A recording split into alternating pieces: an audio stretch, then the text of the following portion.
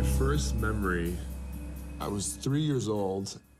I remember seeing the older kids learning how to read, but we weren't going to read in our class. But I went home that day and told my mom that I wanted to read or learn how to read. And she came in and talked to the teacher. And by the end of that year, I was still 3, I was learning how to read. It was a book called The Village with Three Corners.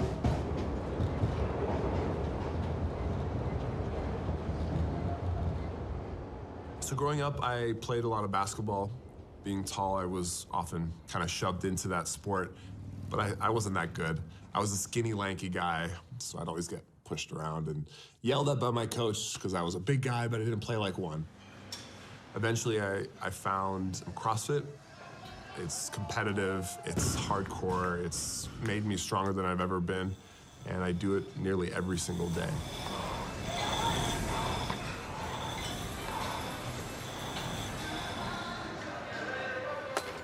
I'd always been interested in things with the mind, things that were kind of beyond what people think your brain is capable of. That's always kind of been there. And when I studied physics and mathematics, that's what I got my degree in. A lot of our teachers, our professors, could do some really impressive on-the-fly calculations. And I always admired that and thought to myself, that's a really cool skill to have. But memory never really became a huge interest of mine until my grandmother started getting worse and worse with Alzheimer's. And she lived abroad in France, and so we'd get to see her maybe every 6 months to a year. So near the end, the differences between when I had seen her last were huge and super shocking to me.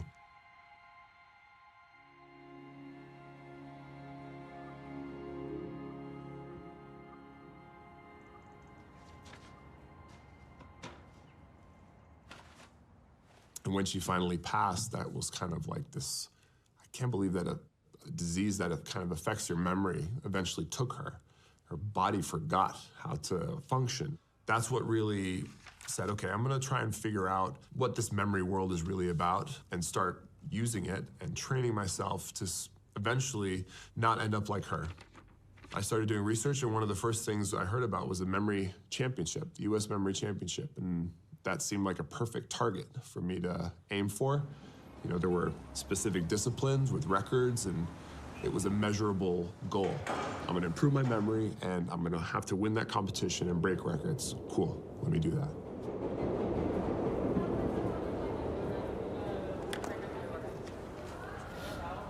What I always like to say to all of you as we begin our day here this morning, that you're doing something extraordinary and something that's becoming more and more important and timely in our world today as brain health continues to become one of the hottest topics in the world.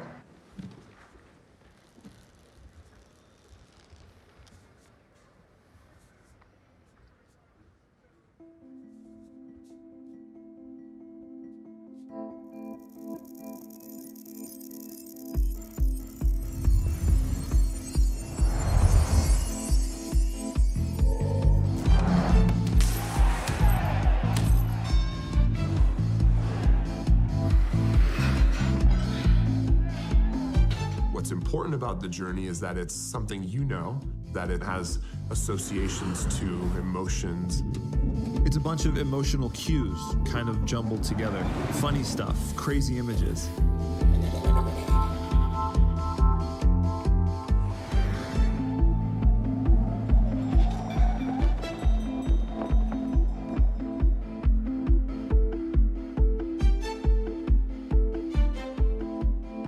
You have 10 minutes for recall. You may begin.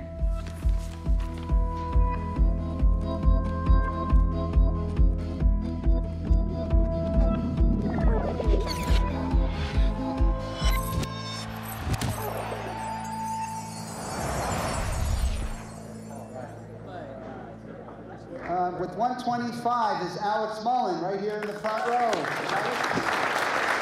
And breaking his own USA mark, Nelson Dellis with 201.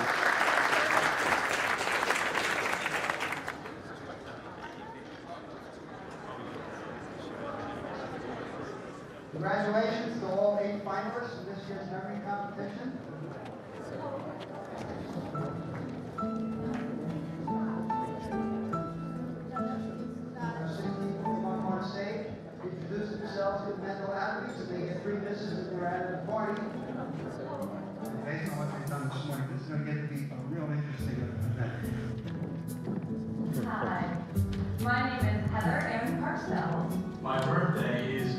2nd, 1987. I live in Brooklyn, New York, 11211. I have a gray cat by the name of Vina. The phone number you can reach me at is 450-3589. My favorite car is a 1995 Toyota Supra Turbo Apple Red. And my three favorite foods are leg of lamb, mac and cheese, And chocolate croissants. Mental athletes can get a chance to go back into their study hall for a few minutes.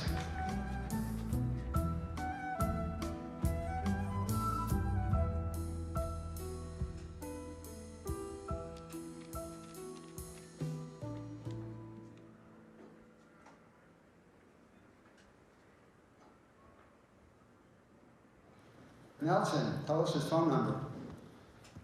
880-7917. Excellent. And his pet? It's a dog, a Doberman, black and brown, named Killer. Okay, Nelson, it's over to you for her residence. New York, 10024. And her phone number? 596-3509. Favorite car? 1995 Toyota Supra twin turbo in red apple. You got it. Good work, Nelson. It's over to foods.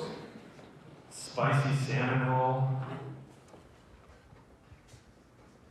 Trader Joe's mini peanut butter cups, like Reese's peanut butter cups. Good. And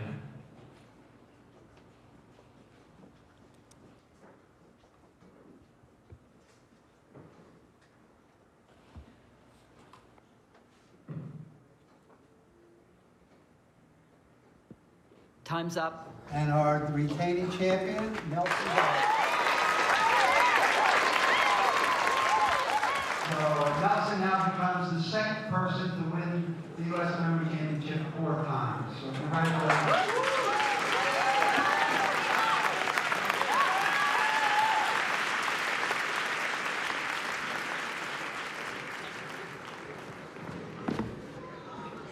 You want to take a picture with them? Of course, yeah. Memory is to be human, I think. It's who we are. On a more personal level, you know, this is how we also develop relationships. This is what makes life meaningful, is memory. And that's why it makes me really sad when I think about my grandmother and her losing those memories, is because she lost the essence of what made her who she was.